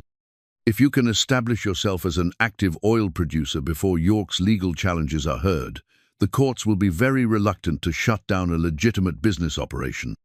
Judges don't like to make decisions that put people out of work or stop economic development. And if the drilling doesn't work, then you'll be in the same position you're in now, but with less money and more legal bills. But if it does work, you'll have transformed yourself from a defendant trying to protect inherited rights into a plaintiff seeking damages for interference with an active business." The next few days blurred together in a whirlwind of contracts, equipment deliveries, and technical preparations. Sawyer's network of contacts in the oil industry proved invaluable within 48 hours. They had a drilling rig, an experienced crew, and enough financing to complete the project. The key breakthrough came from an unexpected source. Jake Morrison, the drilling contractor Sawyer recommended, turned out to be the grandson of the courthouse clerk who'd helped Thomas Trenton research geological formations years earlier. "My granddad always said there was oil under that swamp," Jake told them as his crew positioned the drilling rig beside Calamay's father's fence post. "He used to joke that old Thomas was sitting on a fortune and didn't know it. Turns out he was half right. Thomas knew. He just couldn't afford to do anything about it. The derrick construction began at sunrise on a Tuesday morning, exactly 10 days after York's ultimatum. Calla May stood beside the weathered fence post. Her father had carved and watched the steel framework rising into the Texas sky like a monument to family determination. The technical drawings spread across her makeshift table showed every detail of the operation, the depth they needed to reach, the casing requirements, the pumping equipment that would bring crude oil to the surface. But more than technical specifications, those drawings represented her complete transformation from poor rancher's daughter to independent oil producer. As the derrick took shape, cars began arriving along the county road. Word had spread through Dustwell Flats that Calla May Trenton was drilling for oil on the land everyone had mocked as worthless. Some came out of curiosity, others to offer support, and a few to deliver warnings about the powerful enemies she was making. But most came because they understood what this represented: proof that ordinary people could still win against wealth and influence if they had enough courage and determination. The derrick rising above the swampland was more than just an oil well. It was a symbol of everything small-town Texas stood for.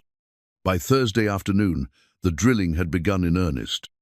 The rhythmic pounding of the diesel engine echoed across the marsh as Jake Morrison's crew worked in 12-hour shifts to reach the oil-bearing formation Sawyer's geological surveys had identified. Every foot of progress brought them closer to either vindication or disaster. Calla May found herself alternating between euphoria and terror as she watched the operation unfold. This was either the smartest decision she'd ever made or the most catastrophic mistake in Trenton family history. There was no middle ground either. They would strike oil and secure her future, or they would drill a dry hole and lose everything they'd invested. The pressure intensified when York's legal team filed for an emergency injunction to stop the drilling operation.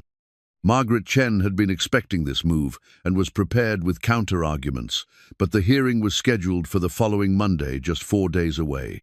"We need to be producing oil before that hearing," Margaret explained during their strategy session Friday evening.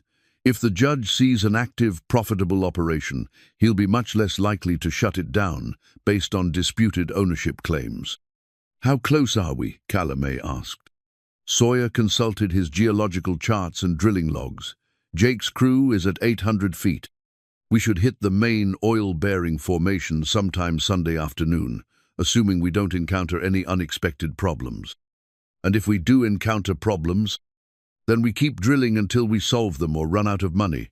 At this point, stopping means losing everything anyway." That weekend felt like the longest of Calla May's life.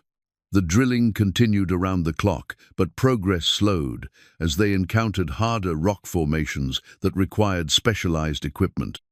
Jake Morrison remained optimistic, but she could see worry creeping into his weathered features as Sunday afternoon stretched toward evening.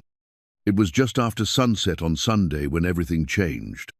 Calla May was reviewing legal documents by lamplight when she heard a sound that made her heart skip. The diesel engine had suddenly changed pitch, revving higher as if the drill bit had broken through into empty space.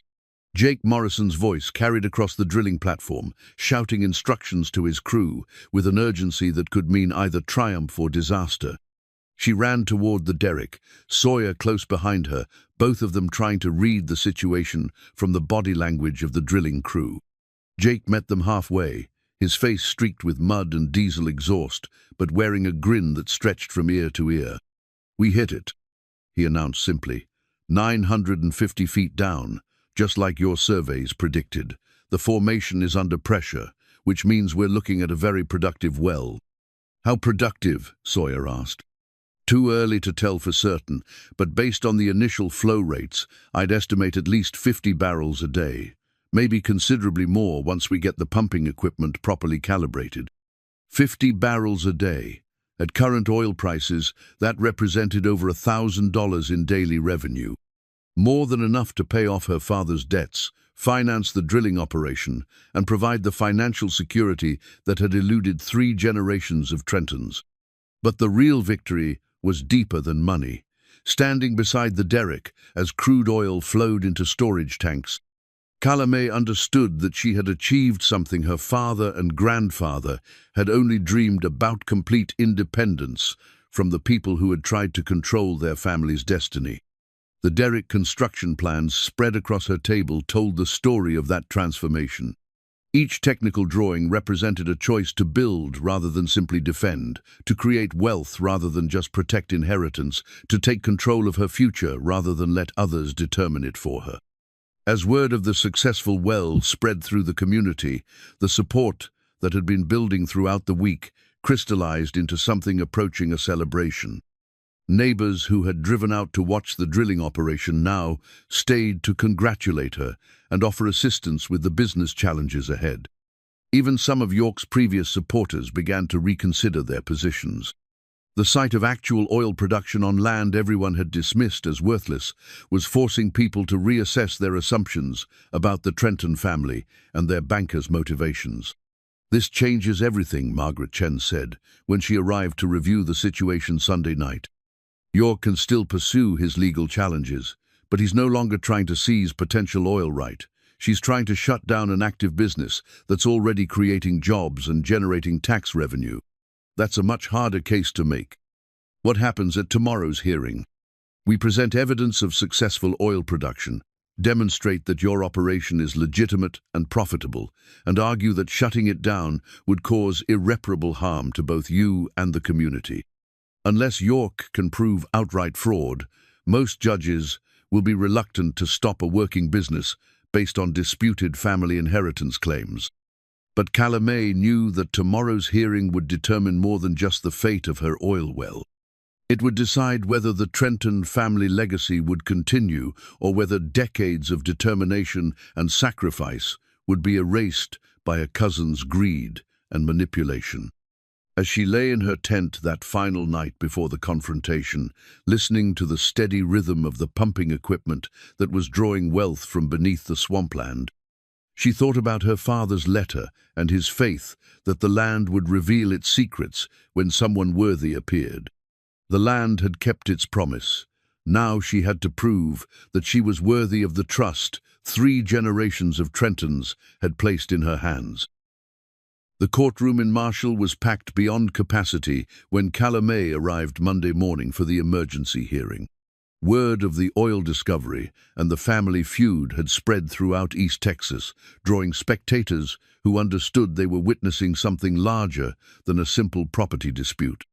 Clement York sat at the plaintiff's table with 2 expensive lawyers from Dallas, their briefcases bulging with documents and legal precedents. They exuded the confidence of men who'd never lost a case they couldn't afford to lose, and their presence filled the courtroom with an aura of inevitability that was designed to intimidate opposing counsel. But Margaret Chen seemed unimpressed by the show of force. She'd arranged her materials with the same methodical precision Calame had seen her bring to every aspect of this case, and there was something in her demeanor that suggested she was looking forward to this confrontation. Judge Harrison called the court to order, with the weary expression of a man who'd presided over too many family disputes that should have been settled outside his courtroom. He was known throughout the county as fair but impatient with lawyers who wasted his time on technicalities. "This is an emergency hearing on a motion for preliminary injunction," he announced. "The plaintiff seeks to halt oil drilling operations on property he claims was acquired through fraudulent means. The defendant argues that the plaintiff lacks standing to challenge legitimate business operations. Counsel for the plaintiff, you may proceed." York's lead attorney was a thin man named Hartwell, who spoke with the careful precision of someone accustomed to addressing appellate courts. He outlined York's case, methodically, the family history, Thomas Trenton's alleged knowledge of oil deposits, the loans that were supposedly obtained through fraudulent non-disclosure. "Your Honor," Hartwell concluded, "the evidence clearly shows that the defendant's father knew about significant oil reserves on this property when he accepted loans from my client's bank.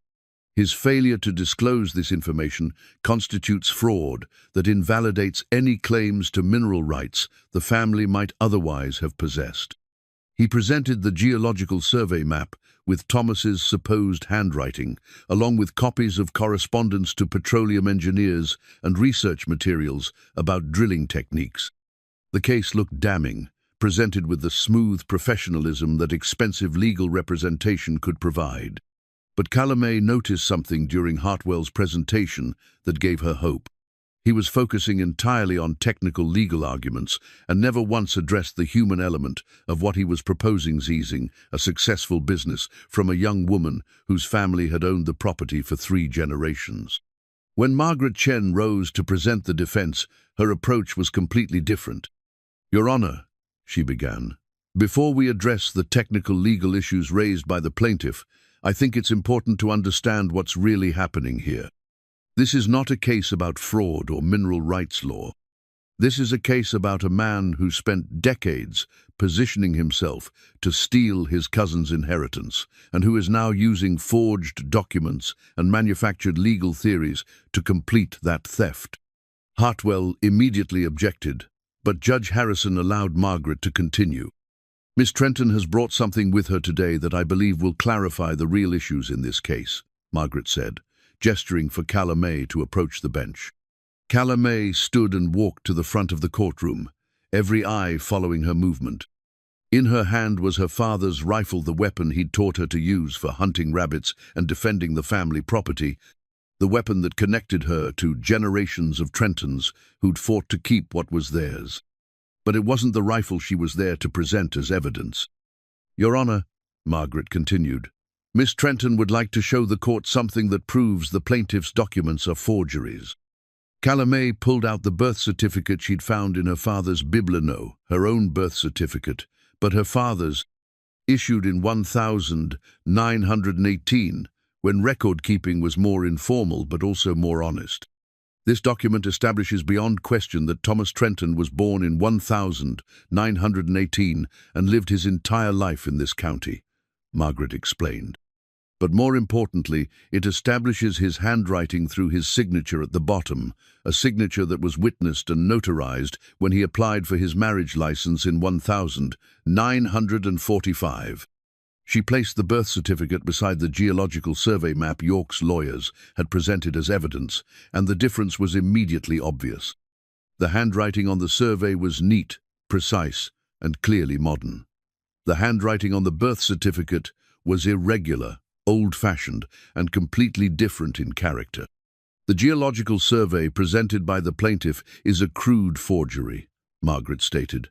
"The handwriting doesn't match, the paper shows signs of artificial aging, and most importantly, the geological terminology used in the notes wasn't common knowledge in 1918, when Thomas Trenton would have been learning to write." Hartwell objected vigorously, claiming that handwriting analysis required expert testimony and that the defense was trying to introduce evidence without proper foundation. But Judge Harrison had already seen what everyone in the courtroom could see: documents didn't match.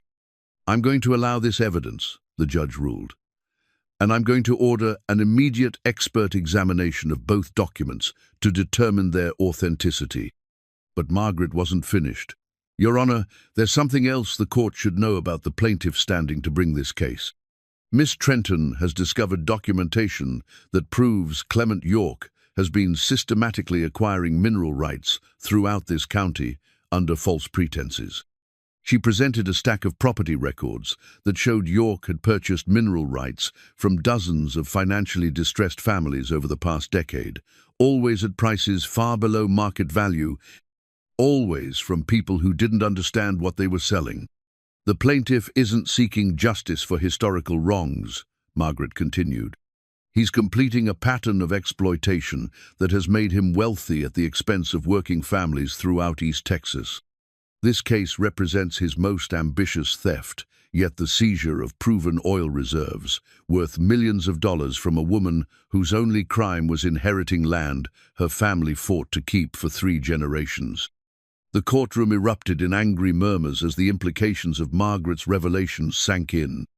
Many of the spectators had family members who'd sold mineral rights to York during hard times, never realizing they might be giving away fortunes. Judge Harrison gavelled for order, but Calamay could see that the entire dynamic of the hearing had shifted. This was no longer a technical dispute about mineral rights. It was a confrontation between a community and the man who'd been systematically exploiting them for years. Hartwell tried to regain control of the narrative by arguing that York's other business dealings were irrelevant to the specific claims about the Trenton property.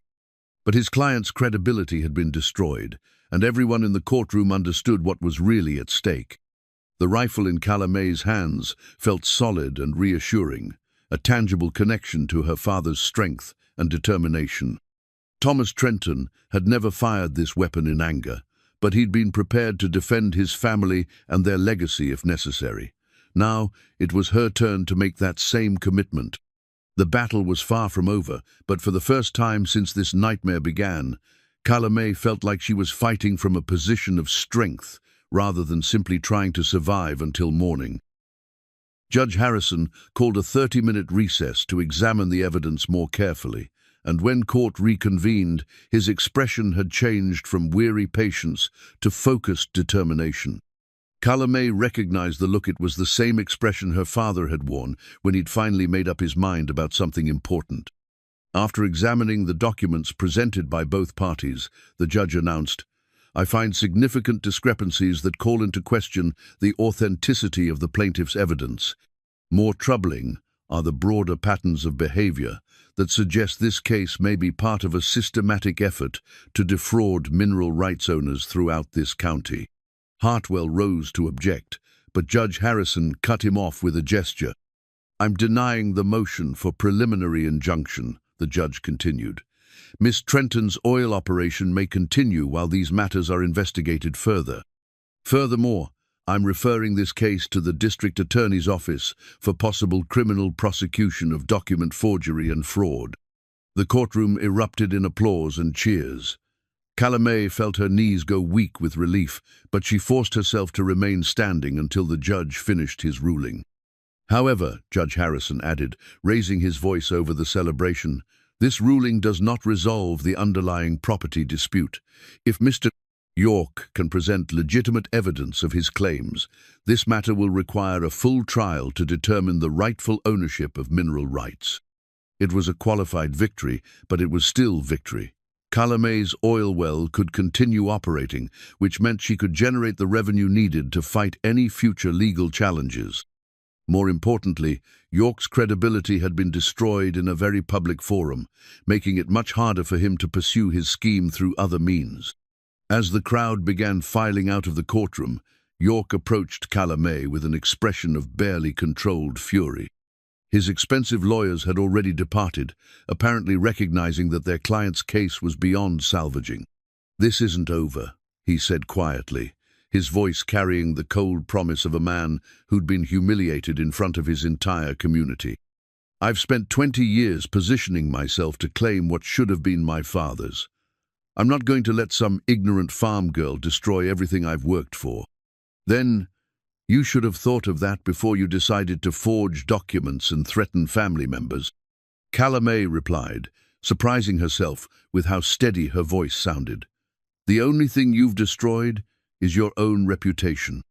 "My reputation?" York laughed bitterly.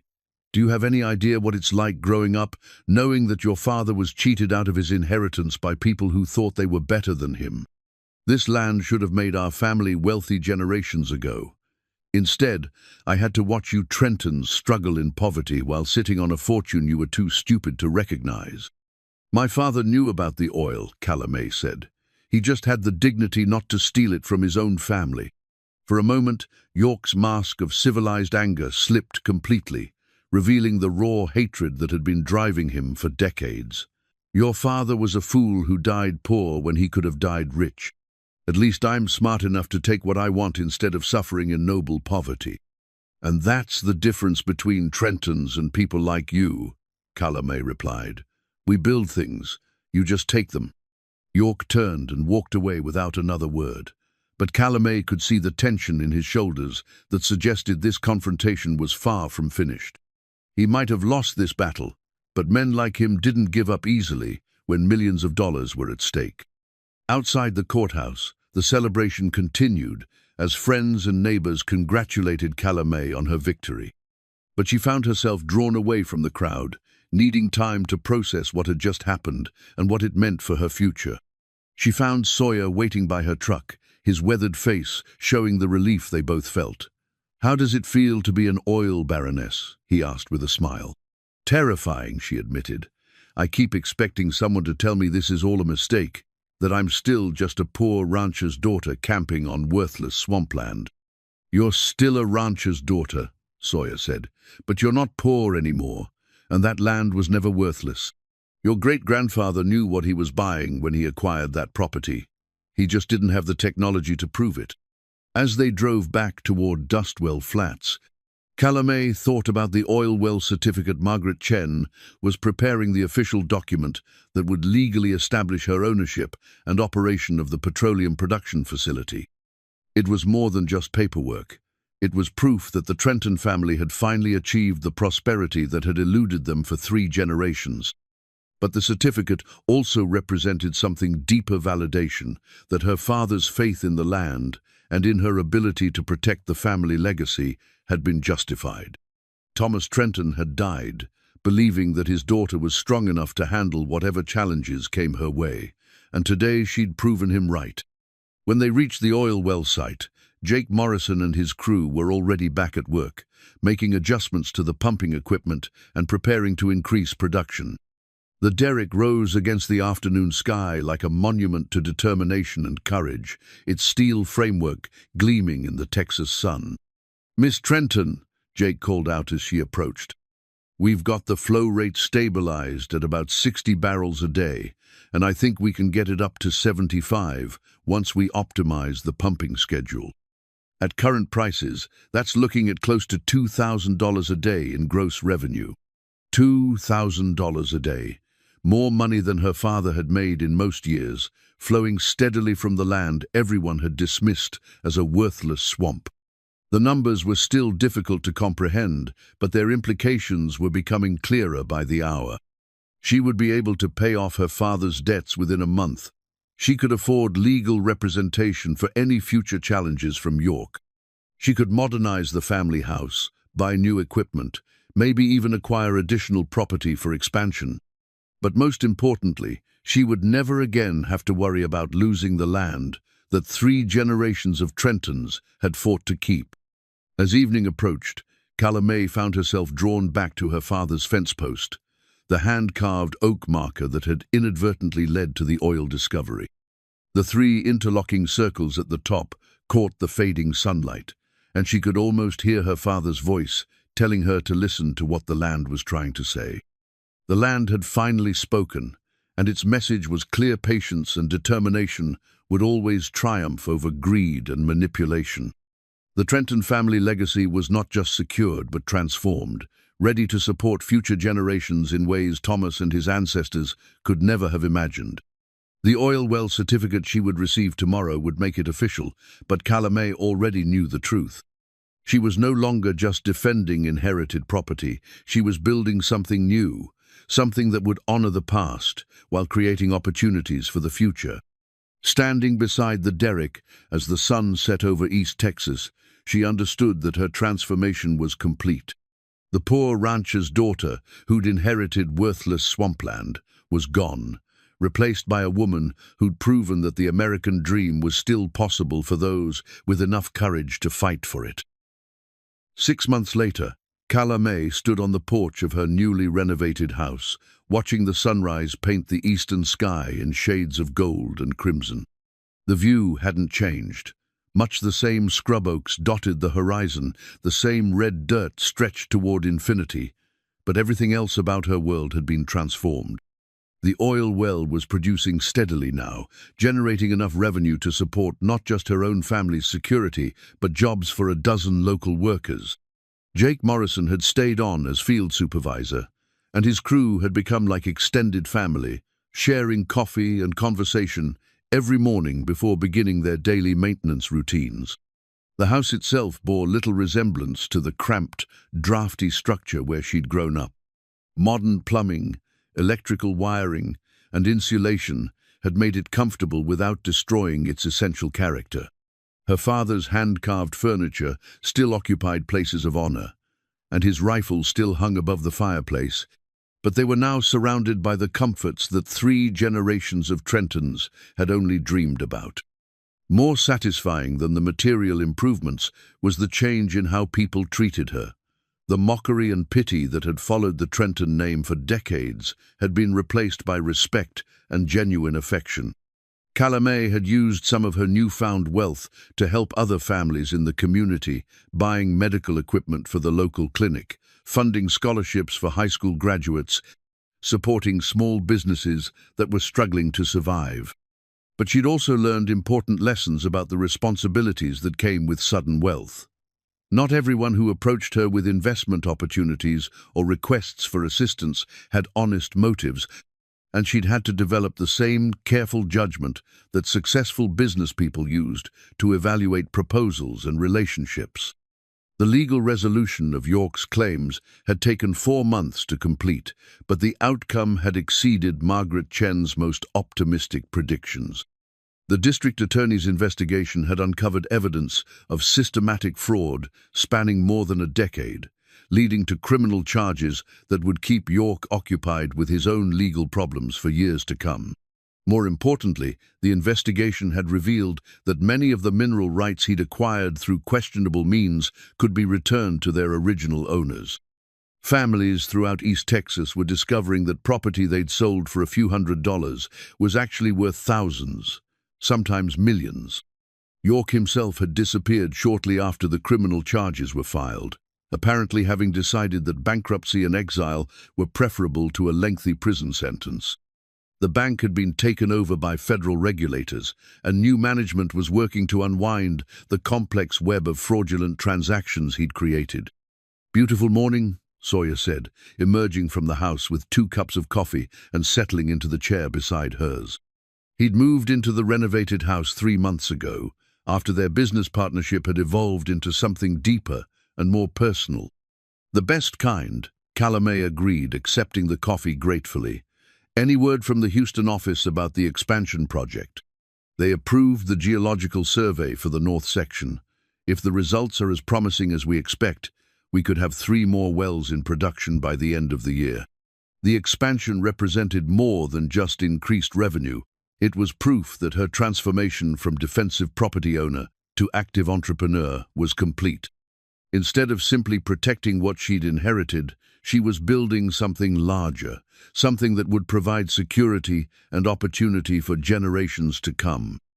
"I've been thinking about something," Sawyer said, his tone suggesting this was a conversation he'd been planning for some time. "What's that?" He reached into his shirt pocket and pulled out a small velvet box, holding it carefully as if it contained something infinitely precious. "I've been thinking that business partnerships are fine, but some relationships deserve a more permanent foundation." Calamé felt her heart skip as she recognized what he was offering. The simple gold wedding ring inside the box caught the morning sunlight like a promise of shared tomorrows and mutual commitment.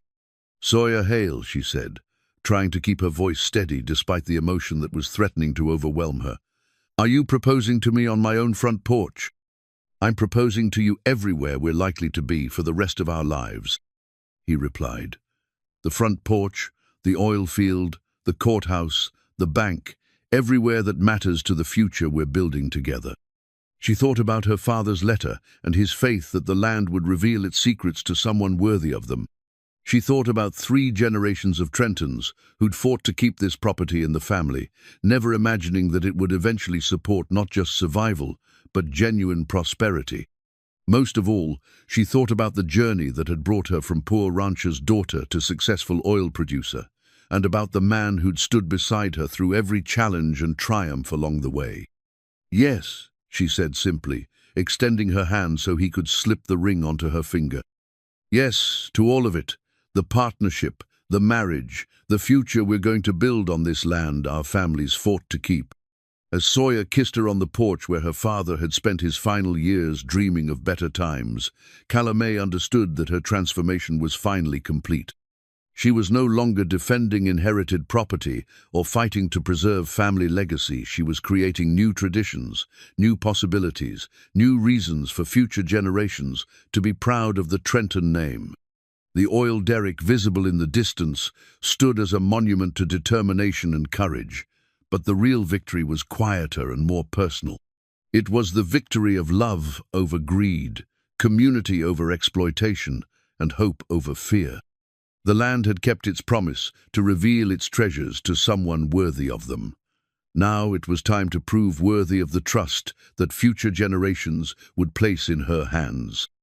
Standing on her porch in the growing warmth of a Texas morning, surrounded by the prosperity her family had worked toward for 3 generations, Calla Mae Trenton understood that some dreams are worth waiting for, and that the best ones are always worth fighting to protect.